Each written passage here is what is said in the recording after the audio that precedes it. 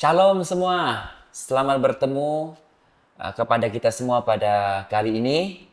Saya sangat senang hati untuk mau berkongsi tentang satu tajuk, satu topik yang berbicara ialah tanggung jawab orang percaya ataupun tanggung jawab anak muda. Saya percaya ada hal-hal yang begitu penting yang harus kita perhatikan di dalam hidup kita.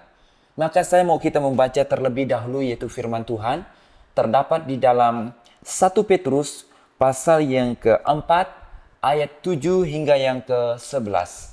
1 Petrus pasal yang keempat ayat yang ke-7 hingga yang ke-11. Firman Tuhan berkata demikian, hidup orang Kristen. Kesudahan segala sesuatu sudah dekat. Karena itu kuasailah dirimu dan jadilah tenang, supaya kamu dapat berdoa. Tetapi yang terutama, kasihilah sungguh-sungguh seorang akan yang lain, sebab kasih menutupi banyak sekali dosa. Berilah tumpangan seorang akan yang lain dengan tidak bersungut-sungut. Layanilah seorang akan yang lain sesuai dengan karunia yang telah diperoleh tiap-tiap orang sebagai pengurus yang baik dari kasih karunia Allah. Jika ada orang yang berbicara, baiklah ia berbicara sebagai orang yang menyampaikan firman Allah.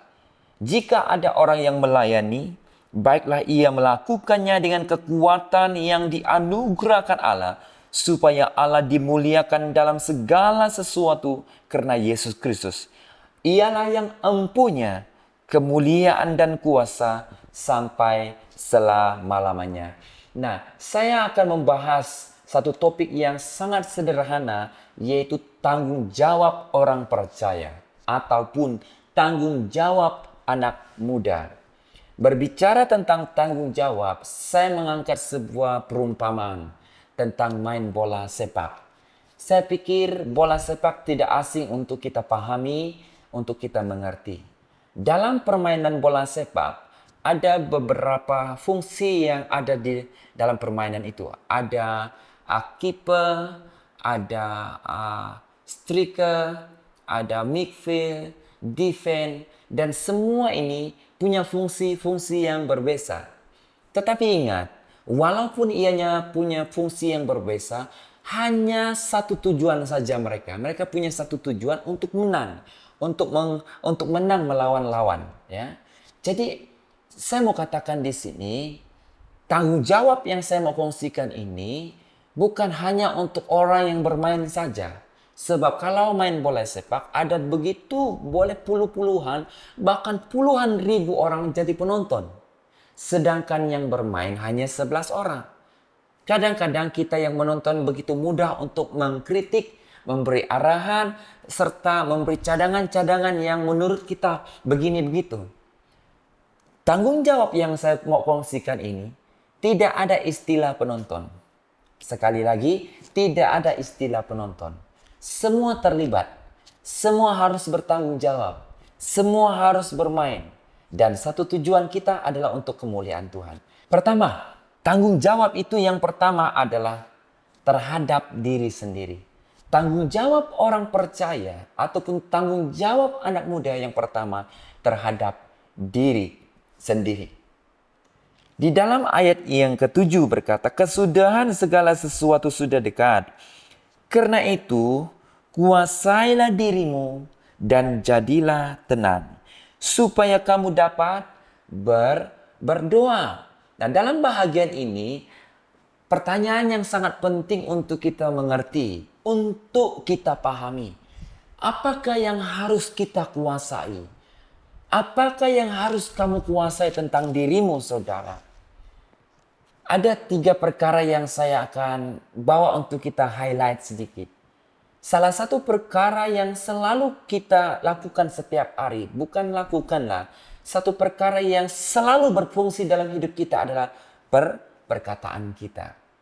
Jadi, apa yang harus kita kuasai? Perkataan ini.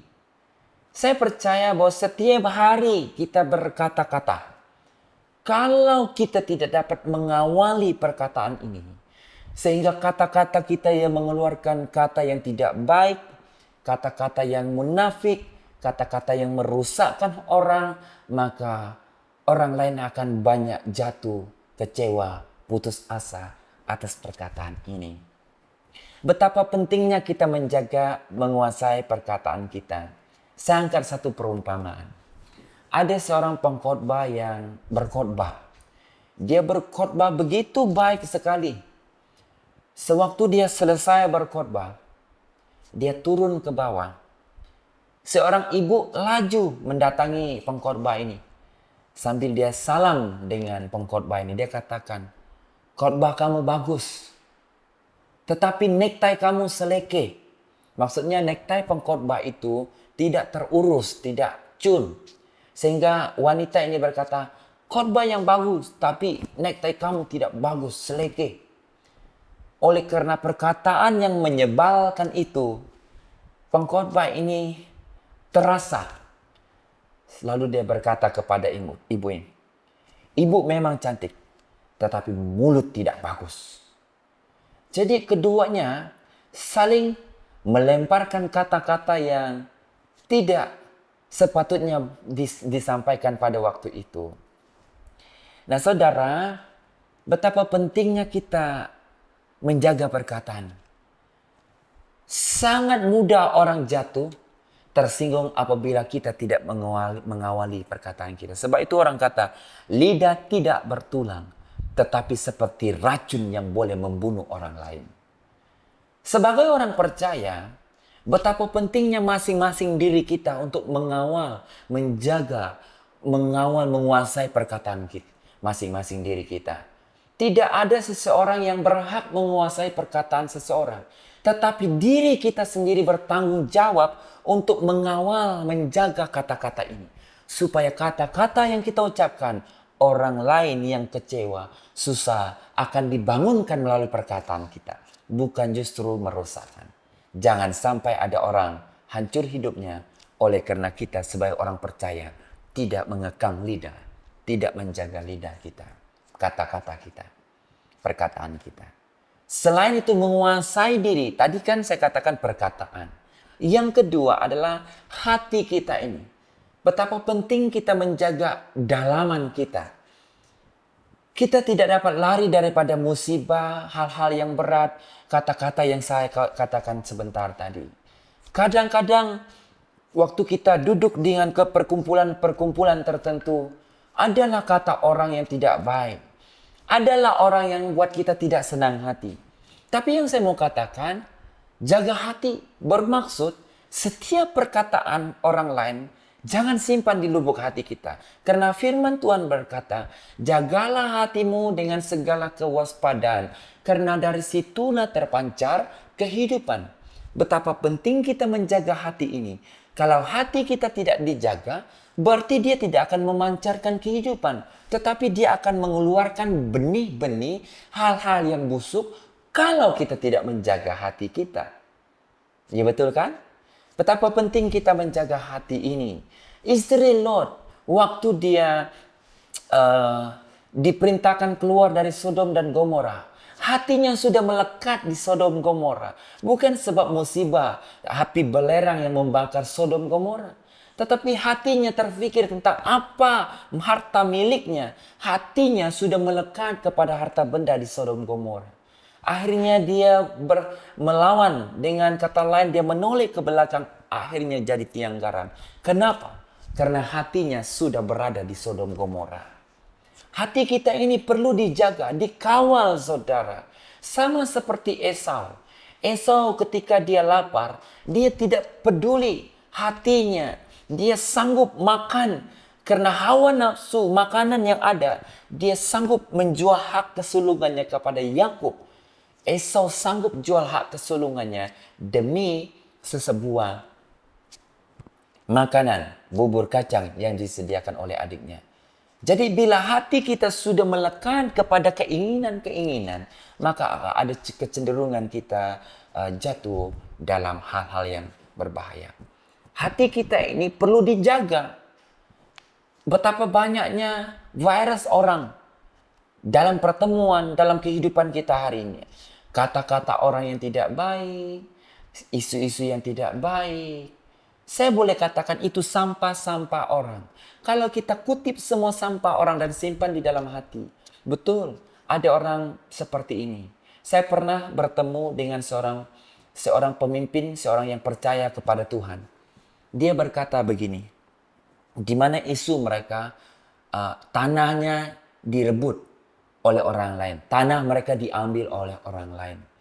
Dan oleh karena kesakitan, hati yang sangat sakit, lalu dia berkata begini, sampai mati saya tidak akan ampuni mereka. Kenapa dia boleh mengeluarkan kata begitu? Sampai mati saya tidak akan ampuni mereka. Bolehkah kamu berpikir seorang yang percaya berkata begini? Dia percaya beribadah seperti orang biasa. Tetapi hatinya dipenuhi dengan kebusukan-kebusukan orang lain. Di mana banyak kesalahan-kesalahan orang terhadap dirinya. Orang salah, kita pula menjadi bersalah ikut bersama. Saya katakan sampah-sampah yang ada pada dunia ini, kalau kita kutipnya dan menjadi bahagian hidup kita, itu juga menjadi sampah diri kita. Jagalah hatimu dengan segala kewaspadaan. Karena dari situlah terpancar kehidupan. Mari semua anak muda, para orang-orang percaya, kita tidak dapat menolak orang yang berkata-kata tidak baik. Sudah pasti banyak orang juga melukai hati kita. Jangan simpan sampah orang di lubuk hatimu. Murnikan hatimu di dalam Tuhan. Kuasailah dirimu, perkataan hati kita, dan juga perbuatan kita. Perbuatan kita itu penting, saudara. Saya membuat satu ilustrasi. Tadi perkataan, kedua hati, dan yang ketiga perbuatan. Saya membuat satu ilustrasi, seorang pengkhotbah. Dia berkhotbah baik. Saudara-saudara katanya dia berkhotbah luar biasa. Itu pada hari Minggu. Dan waktu mereka mulai mau beribadah pada malam itu. Tengah-tengah mau beribadah. Ada riuh terjadi di luar sana. Dan dihentikan ibadah dan turun keluar. Dan waktu sampai di luar. Dia melihat. Oh, jemaat sedang bergaduh. Ada dua pemudanya sedang bertumbuk gaduh. Dan pengkhotbah ini terus datang. Dia menghalangi mereka. Jangan gaduh. Dia coba meleraikan pergaduhan itu. Tetapi yang masalahnya saudara. Karena kedua pemuda ini dalam keadaan mabuk. Lalu seorang pemuda ini. Dia tumbuk saja. Dia tumbuk sembarang, akhirnya yang terkena salah satu tumbukan itu. Pengkhotbah ini ditumbuklah. Pengkhotbah ini coba meleraikan. Tapi karena dia mabuk. Dia tumbuk pengkhotbah ini. Dan pengkhotbah ini merasa sakit. Akhirnya si pengkhotbah berkata, apa yang engkau tabur, itu yang engkau tuai. Akhirnya pengkhotbah ini tumbuk si pemabuk, si anak muda ini kembali. Apa maksud saya di sini? Betapa pentingnya kita menjaga perkataan kita ini. Betapa pentingnya kita juga menjaga hati kita. Dan betapa pentingnya kita menjaga perbuatan kita. Jangan sampai kita bertindak, mengambil keputusan sendiri. Sehingga kita juga membalas kejahatan dengan kejahatan. Firman Tuhan selalu mengingatkan kita, jangan balas kejahatan dengan kejahatan. Betul kan? Wow. Jadi kalau ada orang yang menampar sebelah kiri, menampar pipi kita sebelah kiri, Yesus mengingatkan kita beri pipi kanan. Wow, beratnya kan? Kadang-kadang sangat mudah kita membalas kejahatan dengan kejahatan. Tetapi tanggung jawab kita sebagai orang percaya, kita kuasai perbuatan ini. Kuasai dirimu. Kuasai dirimu kata firman Tuhan. Dan dia katakan, dan tenanglah. Kenapa? Mengapa Rasul Petrus berkata kuasai dirimu dan jadilah tenang? Karena pada masa itu, di mana pada masa itu terjadi krisis yang begitu besar di kalangan pemerintah-pemerintah, orang-orang kafir yang membuat hal pada zaman itu. Sehingga orang-orang Kristen sangat memerlukan penguasaan diri dan mereka perlu tenang. Sebab ada sebagian jemaat sudah tidak tenang. Mereka sudah mengambil keputusan-keputusan yang tidak betul. Betapa pentingnya kita tenang. Tenang ini bukan tenang-tenang bodoh, guys. Ya, kita bukan tenang-tenang bodoh. Tenang-tenang. Pernah kamu dengar tenang-tenang bodoh kan? pernah kamu lihat cerita Premier kan? Cerita Premier di mana si tiga bujang lapuk itu mereka pergi belajar kuntau, mereka belajar ilmu, mau ada mereka betapa lah. Ini cerita Premier nih. Ketiga bujang lapuk ini tadi, Premier ini tadi, mereka berdukun, mereka belajar betapa dengan si yang guru mereka, dan syaratnya kan mereka pergi betapa di kawasan-kawasan yang seram begitu. Malam pertama mereka pergi betapa, mereka gagal sebab mereka takut. Tetapi waktu pulang, guru mereka berkata, apa-apa pun terjadi, itu semua cobaan. Jadi, apa-apa pun terjadi sewaktu kamu bertapa, itu semua cobaan katanya. Dan lalu, ketika mereka pergi betapa hari yang kedua itu, dan waktu malam sudah tiba, kebetulan si penyamun datang merompak rumah guru mereka. Guru mereka ini kan ada anaknya, satu perempuan. Dan penyamun ini, penjahat ini ambil anak perempuannya dan dibawa, diikat dan dibawa. Kebetulan mereka melalui kawasan tempat betapa di kawasan pengkuburan itu. Lalu kata anak ini, tolong. Ini tiga bujang lapuk ini tadi, Peramli ini tadi, dia kata, cobaan. Sebab mereka ingat guru yang diajar, kan tadi apa-apa pun terjadi itu semua cobaan. Dan lalulah mereka orang jahat angkat anak perempuan ini tadi. Lalu guru mereka betul-betul minta tolong sudah. Dia datang bagi tahu mereka bahwa anaknya telah diculik dan telah dibawa lari dan minta pertolongan mereka. Lagi-lagi lah mereka cakap cobaan. Sampai guru mereka cakap, ini betul-betul cobaan. Nah, saudara, saya mau ceritakan hal ini. Bila kita benar-benar mengalami isu masalah yang terjadi, jangan juga kita tenang-tenang bodoh. Bila suasana keadaan hari ini, anak-anak muda kita dalam masalah, situasi keluarga kita tidak dalam keadaan baik, kita tenang itu bukan untuk tenang bodoh. Orang-orang di sekitar kita dalam masalah, oh tidak apa, itu anak mereka bukan anak saya. Oh tidak apa, itu keluarga mereka bukan saya. Oh itu tidak apa, itu bangsa orang lain bukan bangsa saya. Oh itu negeri mereka, itu mereka punya, itu saya tidak apa-apa. Saudara, sebagai orang percaya, Petrus mengingatkan kita, kuasai dirimu dan jadi tenang. Tenang ini bukan tenang-tenang bodoh. Bukan tenang-tenang bodoh. Sampai ada orang minum racun, itu tidak apa. No. Tenang ini di mana ayat itu sambung dikatakan, tenanglah dan supaya kamu dapat berdoa. Di mana dikatakan, kuasai dirimu dan jadi tenang supaya kamu dapat berdoa. Bermakna, dia perlu berdoa. Datang kepada Tuhan, berdoa sungguh-sungguh. Situasi yang mencengkam, situasi yang sukar, supaya kita datang berdoa. Kuasai diri kita. Ambil masa yang tenang dan berdoa. Saya mau tanya dulu. Setiap krisis yang kamu hadapi, setiap pergumulan yang kamu hadapi, kalau kamu bertindak masa itu, terutama kalau kamu marah, kalau kamu geram, dan kamu bertindak masa itu, selalu yang akan kamu lakukan adalah sesuatu yang tidak baik. Tenang, kuasai diri. Tenang ini berbicara, tenang dulu. Ambil waktu masa tenang, berdoa kepada Tuhan, baru kamu bertindak. Ada amin. Tenang dulu, berdoa, baru bertindak. Jangan terus agresif masa itu. Bila ada kemarahan, bila ada orang marah dan kamu agresif pada masa itu akan, kamu respon terus masa itu akan membuat sesuatu yang tidak sehat pada masa itu. Tenang, berdoa kepada Tuhan, dan barulah kamu bertindak. Jangan juga malas berdoa. Seperti biasa, Tuhan, amin. Jangan juga begitu. Ambil masa berdoa. Saudara, yang kedua, tanggung jawab orang percaya, anak muda, yaitu terhadap orang lain. Di dalam ayat yang ke-8 dan 9 berkata, tetapi yang terutama, kasihilah sungguh-sungguh seorang akan yang lain, sebab kasih menutupi banyak sekali dosa. Berilah tumpangan seorang akan yang lain dengan tidak bersungut-sungut. Nah, Layanilah seorang akan yang lain sesuai dengan karunia. Nah, apa yang saya mau katakan yang tanggung jawab kita yang kedua adalah terhadap orang lain. Mengasihi satu sama yang lain dengan tidak bersungut-sungut. Membantu satu sama yang lain dengan tidak bersungut-sungut.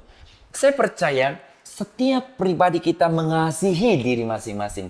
Kita kalau kita pergi ke pasar, pergi ke gereja, pergi ke sesuatu acara, kita selalu pakai baju yang sesuai. Kita akan make up, kita pergi berdiri di depan cermin. Kalau ada tarik mata, kita akan buang. Kita pastikan keadaan kita rupanya baik dan sehat, baru kita jalan. Itu tandanya kita mengasihi diri kita.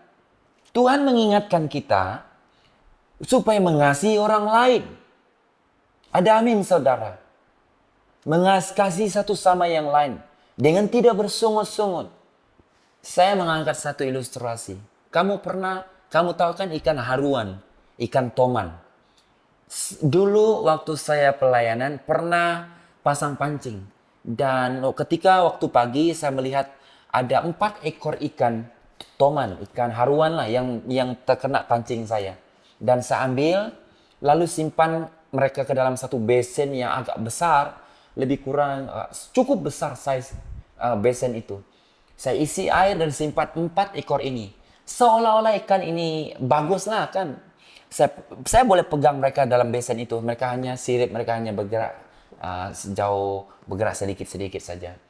Nah, cukup baik kolam itu. Namun waktu malam, awal pagi saya bangun, saya mau lihat binatang apa tuh ikan peliharaan saya. Saya turun dan saya lihat 2 ekor sudah mati. Seekor sudah terluka dan seekor yang paling besar masih bagus. Saya tak paham kenapa dia mati. Tapi saya perhatikan kenapa dia mati. Rupanya seolah-olah ada bekas gigitan di beberapa badan sisik mereka terkupas. Tapi waktu saya lihat mereka pagi ataupun sepanjang hari, mereka seolah-olah baik. Saya boleh pegang mereka seolah-olah kalau mereka cakap lah. Kami oke, Pastor, I'm oke. Seolah begitu. Dan malam kedua, karena masih ada 2 ekor yang hidup, yang paling besar. Malam kedua berlalu dan awal pagi saya turun. Dan seekor sudah mati. Mati sudah dia malam yang kedua. Kamu tahu kenapa? Rupa-rupanya waktu malam mereka bergaduh besar. Mereka berlawan. Mereka satu jenis ikan toman, ikan haruan, tetapi bergaduh sesama. Yang besarlah menang sebab dia kuat. Kadang-kadang manusia juga begini.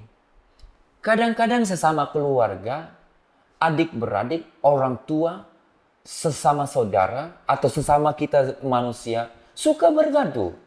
Gigit sama menggigit. Dan kamu tahu, kalau kamu benar-benar meneliti ikan haruan, ikan toman ini,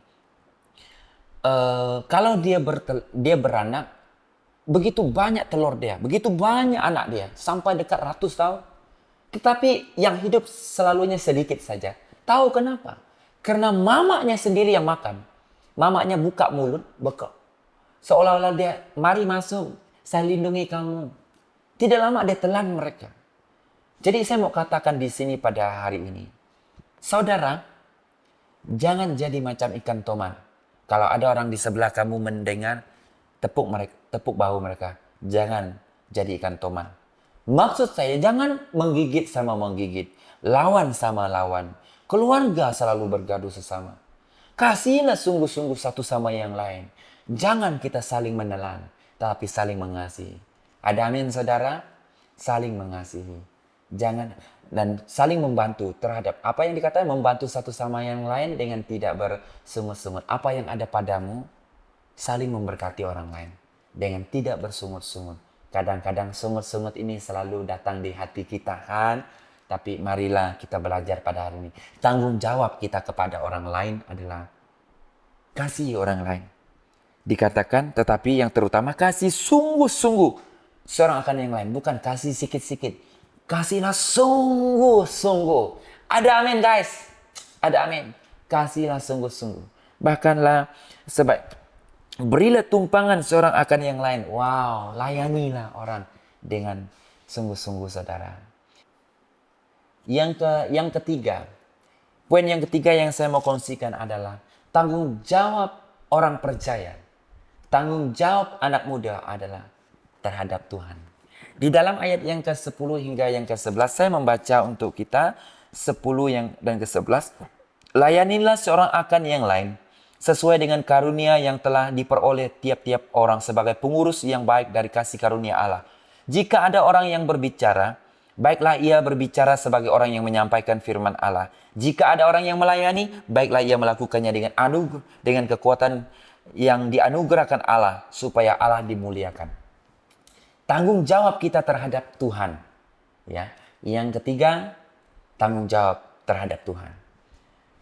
Setiap dikatakan jika ada orang yang berbicara, baiklah ia berbicara seperti orang yang menyampaikan firman Tuhan. Saudara, tidak semua kita ini menjadi pengkhotbah, berdiri di hadapan. Tidak semua kita yang akan ada di publik, di depan masyarakat umum yang berbicara, menyampaikan firman Tuhan di depan screen. Tetapi firman Tuhan berkata, jika ada orang berbicara, baiklah yang menyampaikannya. Kalau kamu berbicara, baiklah kamu berbicara seperti orang yang menyampaikan firman Tuhan. Berarti waktu kamu di mana berada, waktu kamu kerja, waktu kamu di rumah, waktu pergi shopping dan di mana-mana, itulah khotbah kamu. Apa yang kamu buat hari ini, itulah khotbah kamu. Khotbah yang terbaik bukan hanya berdiri perkataan kita, tetapi khotbah kamu adalah hidupmu hari ini. Kalau kamu berkata-kata baik, itulah khotbahmu. Kalau kamu berkata-kata tidak baik, itu khotbahmu yang tidak baik. Jadi saudara, marilah kita menjadi pengkhotbah yang baik di mana kita berada. Tanggung jawab kita terhadap Tuhan. Tidak semua orang yang akan berdiri dalam gereja di depan mimbar yang akan melayani, yang akan berkongsi firman Tuhan. Tetapi semua kita berdiri menyampaikan firman Tuhan dimanapun kamu berada. Sebab hidupmu adalah sebuah khotbah. Hidupmu adalah khotbah yang terbaik di mana Anda berada. Cuma pertanyaannya adalah khotbahmu bagus ataupun tidak bagus. Sebab kalau khotbahmu bagus, perkataanmu, hidupmu, di mana engkau berada, orang lain dibangunkan, orang lain dikuatkan. Gunakanlah, pakailah pelayanan sekuat. Dikatakan 11, jika ada orang berbicara, baik berbicara seperti orang menyampaikan firman oleh. Yang melayani, baiklah yang melakukannya. Yang melayani dikatakan, baik yang melakukannya dengan kekuatan yang dianugerahkan Tuhan. Berarti semua kekuatan yang Tuhan berikan untuk kita ini, lakukanlah pelayanan itu sepenuh tenaga. Kamu sebagai cikgu, dokter, lawyer, polis, kerja government atau swasta, apapun jawatanmu, lakukanlah. Itulah pelayananmu untuk memuliakan Tuhan. Kiranya Tuhan memberkati kita semua. Haleluya. Saudara, tanggung jawab orang percaya. Pertama, terhadap diri sendiri. Kuasai dirimu, jadi tenang, tetap berdoa. Yang kedua, terhadap orang lain. Kasih orang lain di sekitarmu.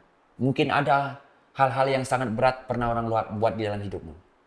Tapi firman Tuhan, tanggung jawab kita terhadap orang lain. Mengasihi orang, selain itu, layani orang lain dengan tidak bersungut-sungut.